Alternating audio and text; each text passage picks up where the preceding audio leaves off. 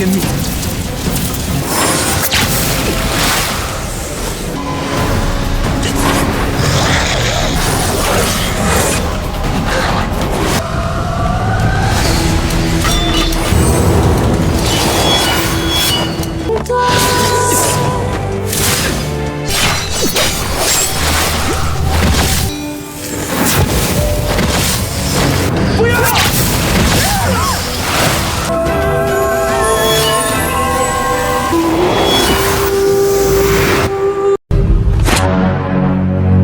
Hai para Sudaners, kumaha kabarna? Damang sadena dengan saya si Otong kembali lagi di channel Ningali Film. Pada episode kali ini kita akan melanjutkan alur cerita dari film Beauty of Resilience yang rilis pada tahun 2023 untuk bagian yang ke-8. Dan tidak usah berlama-lama lagi, mari kita mulai ceritanya.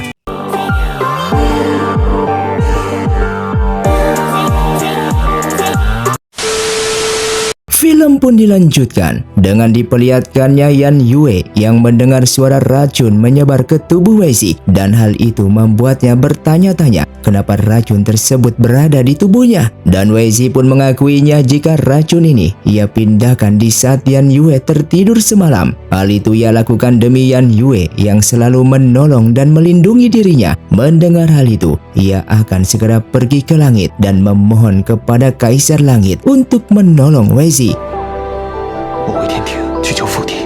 Lalu ia pun menggunakan sedikit kekuatannya itu untuk membuka gerbang menuju langit. Namun kekuatannya itu belum cukup untuk membukanya dikarenakan kekuatan spiritualnya yang belum pulih kembali sepenuhnya.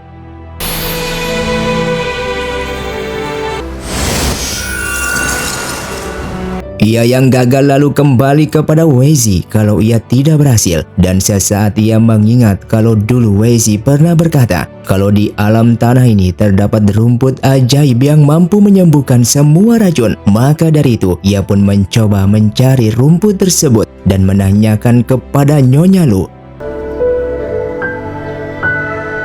Di alam iblis terlihat Aoya yang dikirim oleh Raja Siluman untuk diinterogasi oleh Raja Iblis mengenai keberadaan Phoenix saat ini. Namun Aoya yang memang tidak tahu keberadaannya langsung diberikan serangga es oleh Raja Iblis untuk menghisap darahnya. Dan jika dalam waktu 24 jam Aoya masih tidak mau mengatakan keberadaan Phoenix juga, maka tubuhnya akan membeku.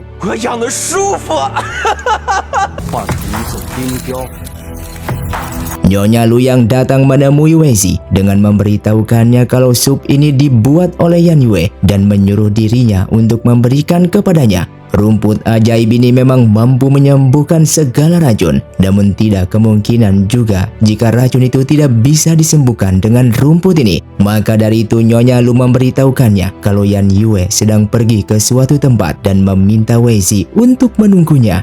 Yan Yue, ni去哪儿了? Ternyata Yan Yue pergi ke pavilion buku Zihua untuk meminta tolong kepada Mulau untuk menyelamatkan Weizi. Namun di sana Mulau justru menyuruhnya untuk pulang karena racun itu tidak bisa dihilangkan. Bahkan saat ini ia yang tidak mau menyelamatkan nyawa Phoenix dan langsung memperlihatkan masa depan Yan Yue dan Phoenix yang sedang bertarung, yang membuat Yan Yue melihatnya langsung penasaran dengan masa depan tersebut. 到底是什么？人迟早都要面对自己的宿。我不明白。不。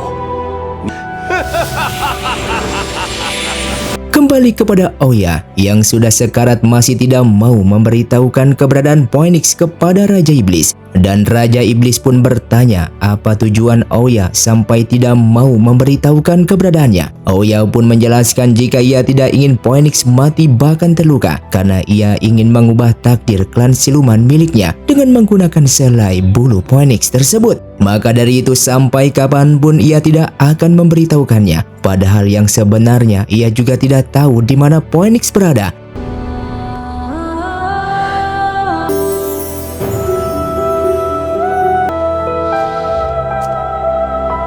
Aoya yang akan mati, tiba-tiba Raja Iblis mengeluarkan kekuatannya untuk menghilangkan aura dingin tersebut yang membuat Aoya kembali sadar.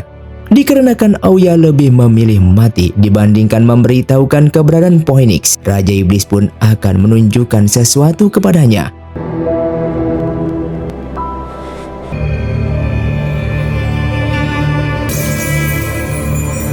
Di malam harinya, Yan Yue yang telah kembali menemui Weizi, ia pun meminta maaf kepadanya karena sampai saat ini ia belum juga menemukan solusi untuk menyelamatkannya. Dan ia pun memintanya untuk tetap hidup karena Weizi merupakan satu-satunya wanita yang membuat ia tahu betapa pentingnya kehidupan ini. Maka dari itu ia akan mencoba kembali untuk pergi ke langit dengan meminta bantuan kepada sang ayah.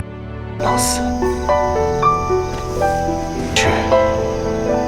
不管真相是什么， Singkatnya, ia pun berhasil menggunakan kekuatannya menuju langit dan bertemu dengan sang ayah. Tanpa basa-basi, ia pun langsung memberikan hormat dan meminta sang ayah untuk menyelamatkan Weizi yang merupakan seorang Phoenix dari racun mematikan yang saat ini berada di dalam tubuhnya. Mendengar hal itu, Kaisar Langit pun langsung menggunakan kekuatannya agar Yan Yue tahu siapa itu Phoenix.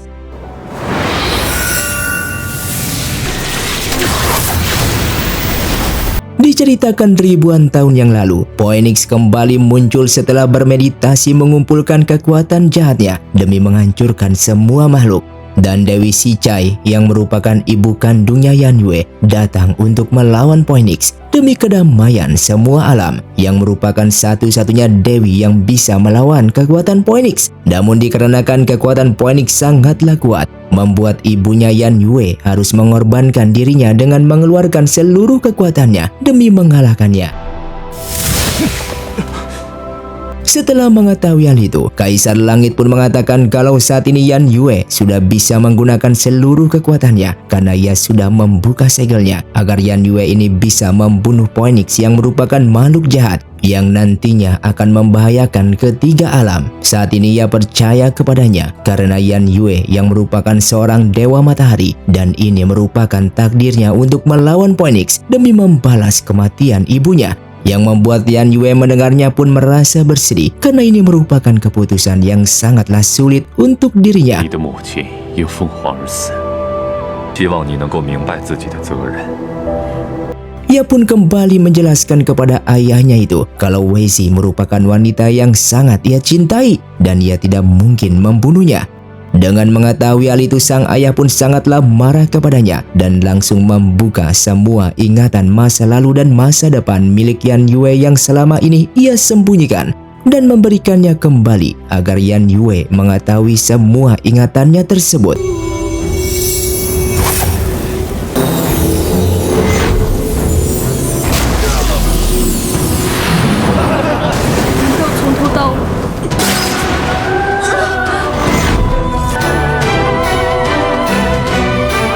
Di sisi lain, terlihat Minglang bersama para jenderal sedang membicarakan tentang strategi perang mereka melawan pasukan Kotayu. Dan di sini Minglang menjelaskan kalau Ling Yue merupakan orang yang hebat dan pandai dalam melakukan tindakan. Maka dari itu ia meminta para jenderalnya ini untuk berhati-hati terhadapnya. Lalu salah satu jenderal di sana meminta Minglang untuk mengeluarkan penduduk mereka pergi ke kota lain agar tidak ada banyak korban. Dan Minglang mengatakan kalau di kota Gu mereka ini terdapat sebuah jalan rahasia menuju kota lain. Namun sampai saat ini ia belum tahu di mana jalan rahasia tersebut. Tak lama kemudian, Nyonya Gu pun datang dengan memberitahukan kalau ia mengetahuinya.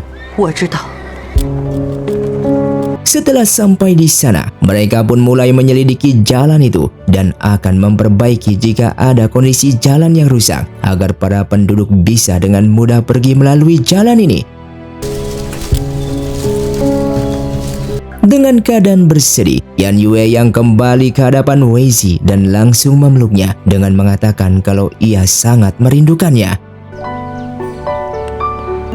我无惧生死，无怨无悔。你看我今天好看吗？ Setelah itu, ia pun meminta Weizi untuk duduk dan ia langsung memakaikan jarum giok untuk Weizi yang saat ini sedang berulang tahun, yang membuat Weizi sangatlah senang karena Yan Yue yang sudah memberikan ia hadiah. 还不错吧？好吃。今日你生辰，按常。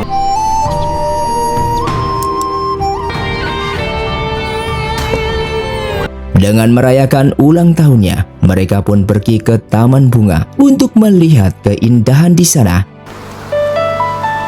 日落云开，一江水花，千串年轮只为剪不断的两段，泪淋湿的地，剪不断的两段温暖。 Namun ketika hari sudah malam dan Wei-Zi yang tertidur lelah di ayunan, sesaat Yan Yue ingin membunuhnya. Namun serangan itu langsung dihentikan oleh Oya yang datang ke sana. Dan ternyata apa yang sudah diperlihatkan di cermin bunga rong itu benar. Kalau musuh Phoenix sebenarnya bukanlah klan iblis, melainkan klan dewa yang ingin membunuhnya. 凤凰至上古时代就一直是我们现在每一分每一秒。 Oya yang sudah mengetahui kebusukan dari Yan Yue, ia pun langsung menyerangnya. Namun serangannya itu tidak berlaku bagi Yan Yue yang merupakan seorang dewa matahari terkuat.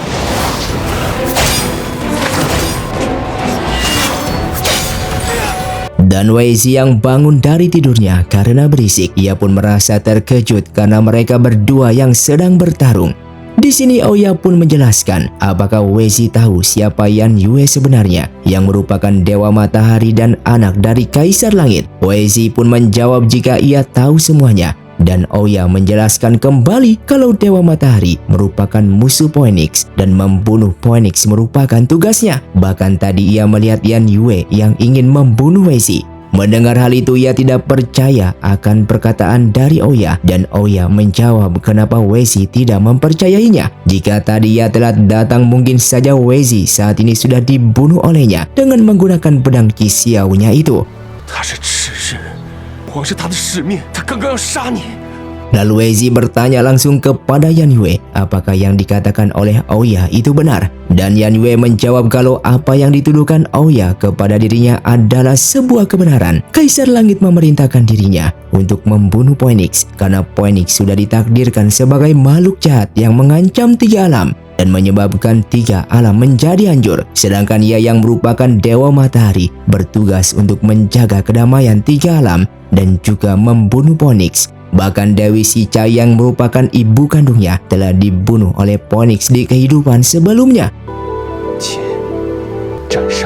Setelah penjelasan itu selesai, Yan Yue langsung mengeluarkan seluruh kekuatannya untuk membunuh Wei-Zi yang merupakan seorang Phoenix. Dan tak lama kemudian Raja Iblis pun datang untuk menghentikan serangan tersebut.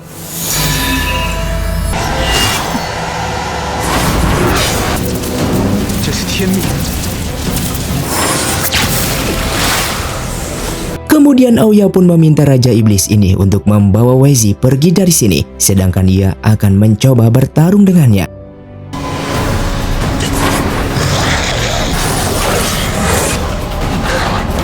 Mereka yang berhasil masuk ke alam iblis, seketika Oya pun datang dengan keadaan terluka. Dan Yan Yue yang datang menyusulnya langsung dihadang oleh pasukan iblis, sehingga ia pun mengalahkan mereka satu persatu dengan mudahnya.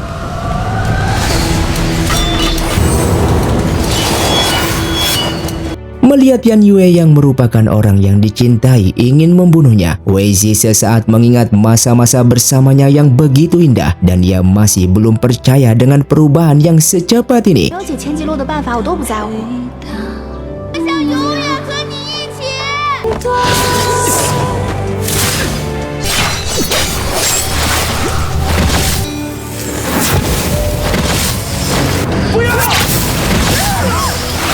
Hingga pada akhirnya, Yan Yue pun mengeluarkan seluruh kekuatannya untuk membunuh Wei-Zi.